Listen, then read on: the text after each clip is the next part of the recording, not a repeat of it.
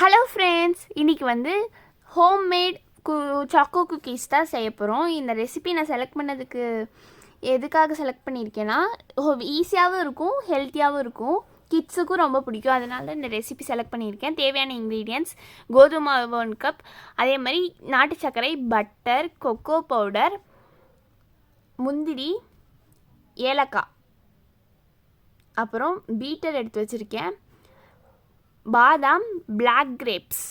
இப்போ வந்து நாட்டு சர்க்கரையை வந்து நம்ம என்ன பண்ண போகிறோன்னா, ஒரு மிக்ஸி ஜாருக்கு அதை ட்ரான்ஸ்ஃபர் பண்ணிவிட்டு, ஏலக்காய் வந்து வெறும் 3 ஏலக்காய் மட்டும் ஃப்ளேவருக்காக போட்டுக்கலாம். நான் ஏன் கோதுமை மாவு செலக்ட் பண்ணியிருக்கேன்னா, மைதா மாவு நம்ம ஹெல்த்துக்கு நல்லதில்லை, அதனால் நீங்களும் மைதா மாவு அவாய்ட் பண்ணுங்கள். இந்த மாதிரி அரைச்சி எடுத்துகிட்டு இதை வந்து ஒரு கிளாஸ் பவுலுக்கு ட்ரான்ஸ்ஃபர் பண்ணிக்கலாம். ஏன்னா கிளாஸ் பவுலில் தான் பீட் பண்ண முடியும், அதனால் சில்வர் பவுலில் பீட் பண்ணிடாதீங்க, பண்ணால் ஹீட் ஆகும், அதனால சொன்னேன். கிளாஸ் பவுலில் இந்த மாதிரி ட்ரான்ஸ்ஃபர் பண்ணிவிட்டு பட்டர் ஊற்றி பீட் பண்ணிக்கலாம்.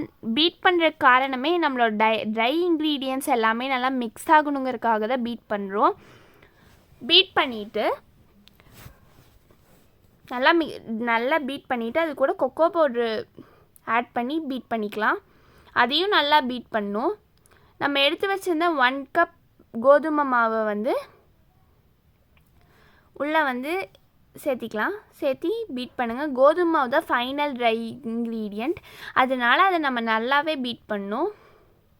நல்லா பீட் பண்ணிவிட்டு இந்த மாதிரி பீட் பண்ணிக்கோங்க. அப்புறம் அது மாவாக பிணைய போகிறோம். மாவாக பிணையும் போது உங்களுக்கு வந்து கரெக்டாக இந்த மாதிரி பால் ஷேப் கிடைக்கல அப்படின்னா நீங்கள் லைட்டாக பால் தெளிச்சுக்கோங்க.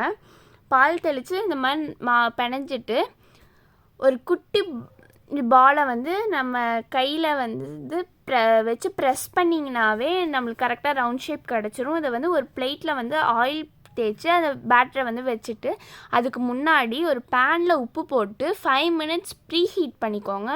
அப்புறம் நம்மளோட பேட்டரை உள்ளே வச்சதுக்கப்புறம் 20 மினிட்ஸ் ஸ்லோ ஃப்ளேமில் வச்சு பேக் பண்ணிக்கலாம். பேக் பண்ணும் போது அந்த நம்மளோட கேஷ்யூவெல்லாம் உள்ளே போட்டுக்கோங்க. முந்திரி பாதாமை வந்து குட்டி குட்டியாக கட் பண்ணி உள்ளே போட்டு இந்த மாதிரி க்ளோஸ் பண்ணிடுங்க. 20 மினிட்ஸ்க்கு அப்புறம் நம்மளோட குக்கீஸ் ஆஃப் பண்ணிவிட்டு அப்போயே ஓப்பன் பண்ணிடாதீங்க. ஒரு 30 மினிட்ஸ் அதை அப்படியே விட்டு அப்புறம் தான் ஓப்பன் பண்ணணும். நம்ம குக்கீஸ் ரெடி. எல்லாம் ட்ரை பண்ணி பாருங்கள். பாய் பாய்.